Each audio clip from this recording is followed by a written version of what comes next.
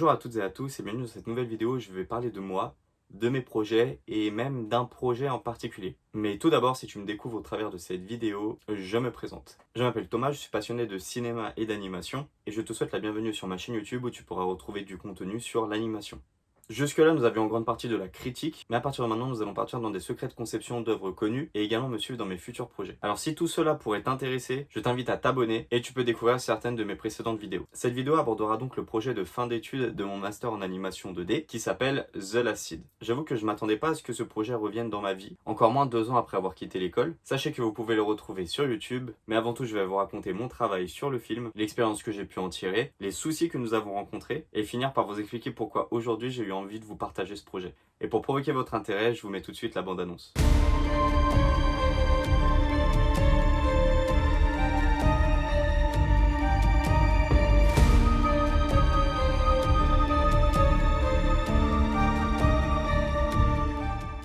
Tout ce projet commence à la rentrée de ma dernière année d'études, en septembre 2021. C'était une période où j'avais du mal à me retrouver sur le plan créatif et sur mes désirs. Voulant profiter de mes vacances, je le confesse, je n'ai pas beaucoup travaillé. Je viens à ce premier cours de l'année sans aucune idée de pitch pour le fameux projet de fin d'études. J'ai donc été obligé de me greffer à un groupe déjà existant. C'était 3 camarades qui avaient élaboré un concept autour d'un robot, de la science-fiction, du post-apocalyptique sur fond de prévention écologique. Une autre camarade s'est joint également à nous et nous avons donc formé un groupe de 5. Une fois les groupes formés, une règle nous a été imposée. Il s'agissait de réaliser un court-métrage d'animation d'1 minute 30 environ avec du lip sync. Et nous commençons donc la pré-production du film. Celle-ci devait initialement durer jusqu'à fin novembre, mais suite à plusieurs galères, elle s'est étalée jusqu'à fin janvier. En mettant en commun nos points forts et nos affinités, nous avons convenu ensemble des rôles que nous allions nous dispatcher durant cette pré-production. Avec celui qui était le leader du groupe, nous sommes les 2 personnes qui ont le plus contribué au scénario, notamment pour la rédaction du scénario. Bien évidemment, la plupart de nos idées étaient déjà là de base dans le pitch, ont ensuite été travaillées entre nous lors de brainstorming. Donc la plupart des idées ont été faites à 5, mais c'est en binôme que nous avons travaillé ce script. C'est un exercice que j'ai personnellement beaucoup apprécié, bien que fatigant mentalement. Le scénario a connu pas moins de 11 versions, et cela c'était seulement à l'écrit, puisque en vrai dans les conversations nous avions fait pas mal de modifications également, que ce soit entre nous 5 en interne ou avec les professeurs. Il est important de savoir qu'il y a un lore énorme qui a été créé, nous voulions que notre histoire soit un maximum cohérente, et on voulait que tout soit expliqué dedans. Malheureusement on a été obligé de faire énormément de cuts au niveau du scénario déjà à la base, puis ensuite au niveau du storyboard, et du coup il manque énormément d'éléments scénaristiques dans le film. Nous avons donc essayé de distiller par-ci par-là visuellement des informations qui pourraient aider. Vu que c'est quelque chose qui nous revient beaucoup en commentaire depuis qu'il est sur YouTube, si jamais vous avez des questions sur l'univers que nous avons créé, n'hésitez pas à nous les poser. Par la suite, j'ai contribué brièvement aux recherches graphiques, n'étant d'un côté pas réellement inspiré et de l'autre pas le meilleur dans ce domaine-là, que ce soit par la créativité ou par la vitesse de réalisation. Nous avons cependant des super concepts finaux qui ont été conçus par un de nos collègues. J'ai aussi à ce moment-là commencé à m'intéresser à la planification du projet. Le chef de groupe à ce moment-là n'était pas toujours présent en cours pour des raisons personnelles, tandis que moi je parvenais à être à l'école chaque jour et j'avais un œil sur tout. On combine cela avec mon souhait de plus tard créer mon studio et m'occuper de la gestion de mes propres projets. J'estimais que cela pourrait être une très bonne expérience pour moi. Et c'est pourquoi j'ai été le voir afin de prendre son poste de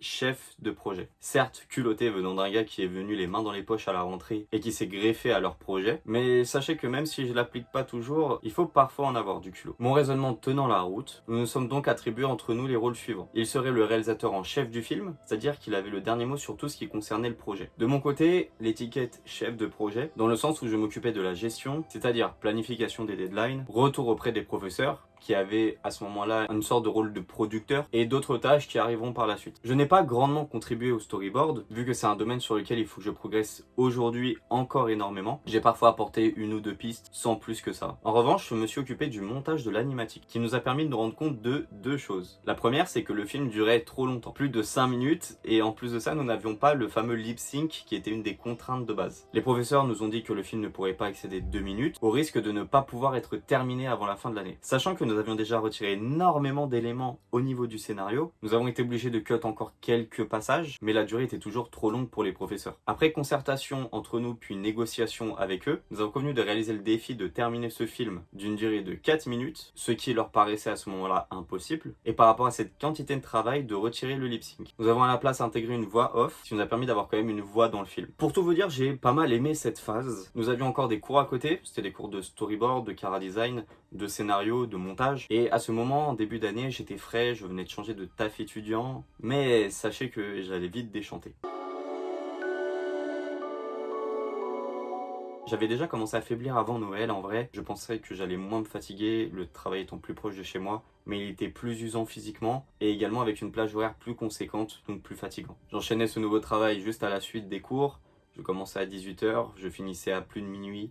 Je me retrouvais au lit à 1 h 30 alors que j'étais censé me lever à 6 h 30 le lendemain. Évidemment, aucune excuse, c'est un choix que j'avais fait personnellement et je ne l'ai simplement pas assumé. Et pour donner mon ressenti personnel aujourd'hui, je m'en suis beaucoup voulu par rapport au reste de l'équipe de parfois débarquer en cours à 10 h, 11 h, parfois même à 14 h alors qu'ils étaient censés commencer à 9 h. Je me suis senti perdre en professionnalisme, clairement, je n'étais pas présent à l'heure, et aussi en légitimité. Là pour le coup c'était peut-être plus un ressenti uniquement personnel. Mais c'était le mood dans lequel j'étais à ce moment-là. Cela a suffi à m'enfermer dans une spirale. L'ampleur du travail était conséquente. En moins de 5 mois, nous devions produire 4 minutes d'animation dans une équipe de 5, en sachant que 2 d'entre nous étaient dédiés au décor et que nous étions 3 sur l'anime. Et encore, je dis 3, mais il y en a 2 qui ont planché beaucoup plus que moi. Je n'ai pas grandement contribué à l'animation. Pour vous faire une idée, le film comporte 86 plans et j'en ai seulement animé 5. D'un autre côté, j'ai eu pas mal à faire sur la gestion, c'était mon rôle à la base, et certains collègues, ne voulant pas perdre de temps sur le trajet et en même temps étant plus confortables à domicile, ont commencé à faire du télétravail afin d'avancer au maximum dans la production. Nous étions donc en groupe diminué à l'école. Évidemment, c'était pas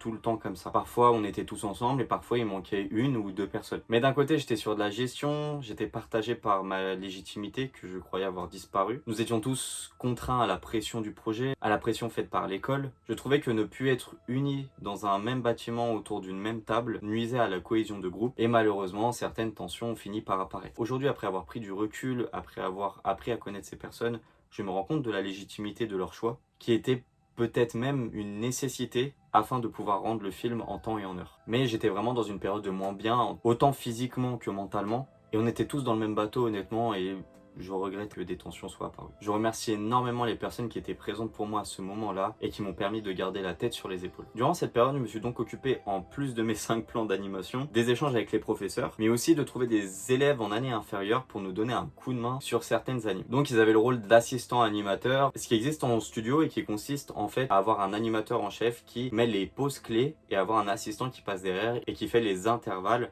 afin de permettre de fluidifier le mouvement et de créer de l'animation. Ces assistants nous ont retiré une épine du pied et je les en remercie énormément. C'était une période très longue et on voyait la fin se rapprocher rapidement, peut-être un peu trop rapidement à ce moment-là. Mais sachez que toute l'équipe a, malgré la pression, fourni un travail exceptionnel et nous sommes tous fiers de nous. Durant cette phase finale, j'avoue que j'étais lessivé, j'étais un peu moins productif que ce que j'avais pu être avant. Je me suis occupé de retoucher certaines animes qui dans le rush n'avaient pas été faites totalement au modèle du Chara Design. J'ai aussi fini la couleur sur certains plans et heureusement pour la post-prod, nous avions déjà pris de l'avance sur le montage. En fait, nous étions 2 là-dessus à mettre à jour à chaque fois l'animatique que nous avions et une fois que le plan avançait par toutes les étapes que nous pouvons avoir dans l'animation, donc déjà avoir les décors, puis l'animation rough, clean, couleur, compositing, ça nous permet de voir l'évolution. De temps en temps on regardait le film afin de voir le rendu que ça pouvait avoir. Donc l'avance avait été prise là-dessus. Ce fameux collègue qui était avec moi avait fait tout le travail de VFX ensuite. Et nous avons une autre personne externe au groupe qui nous a donné un coup de main sur le compositing. On s'est également occupé de travailler avec la filière son de l'école qui s'est occupée du coup de la musique, d'enregistrer la voix de notre collègue qui fait la voix de l'IA dans le film. Donc on a fait l'enregistrement. On a vu avec eux pour la musique, pour tout ce qui est sound design. Et forcément, c'était ce qui manquait un peu dans notre film. Une des compétences que nous n'avions pas personnellement de toute manière. Le film a été fini dans les temps, certes pas parfait. Et je pense que tout le groupe, avec du recul, après en avoir parlé, nous sommes tous d'accord sur le fait qu'il est largement améliorable. Mais nous sommes très satisfaits d'en être arrivés à bout en 10 mois de travail et d'avoir présenté ce projet à notre jury.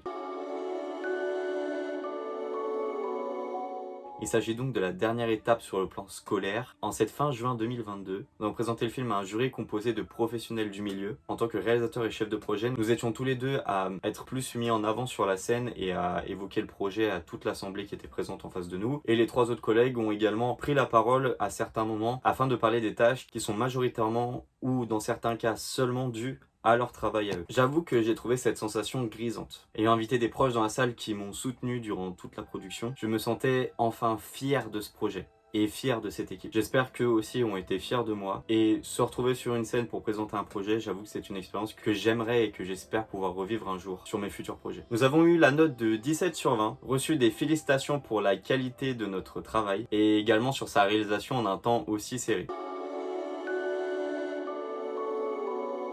Après avoir fait mon stage que j'ai galéré à obtenir et qui en plus n'était même pas dans l'animation mais dans le motion design, j'ai enfin mon master en poche. Je n'avais plus de contact avec le reste de l'équipe et honnêtement, quand il a fallu trouver un job, j'ai du mal à valoriser le travail que j'avais effectué durant le projet. C'est pourquoi j'en étais à la fois fier d'y avoir participé mais aussi honteux parce que j'avais l'impression que rien de ce que j'avais fait n'était visible. J'en ressentais donc un gros syndrome de l'imposteur. En fait, j'avais très peu de passages et en plus ils sont très courts où je pouvais dire ça c'est moi qui l'ai fait. De A à Z bien sûr. Mon nom apparaît au générique, j'ai été sur le scénario, j'ai fait du montage, tout ça c'est du travail invisible et j'avais du mal du coup à me sentir légitime à chercher du travail dans l'animation. Cela m'a aussi amené à douter de mes compétences artistiques. Pour ça je me suis dit que j'allais trouver un travail classique et travailler sur mes projets perso à côté en espérant que ça marche un jour. D'où cette chaîne YouTube. Pourtant, il y a 4 mois, ce projet et cette équipe sont revenus dans ma vie. Notre collègue a mis la vidéo sur sa chaîne YouTube afin de l'utiliser pour son portfolio. Et pour une raison inconnue, il a explosé, atteignant la semaine dernière le 1 million de vues. Et aujourd'hui, sachez que je me sens fier d'avoir bossé sur ce projet et avec cette équipe.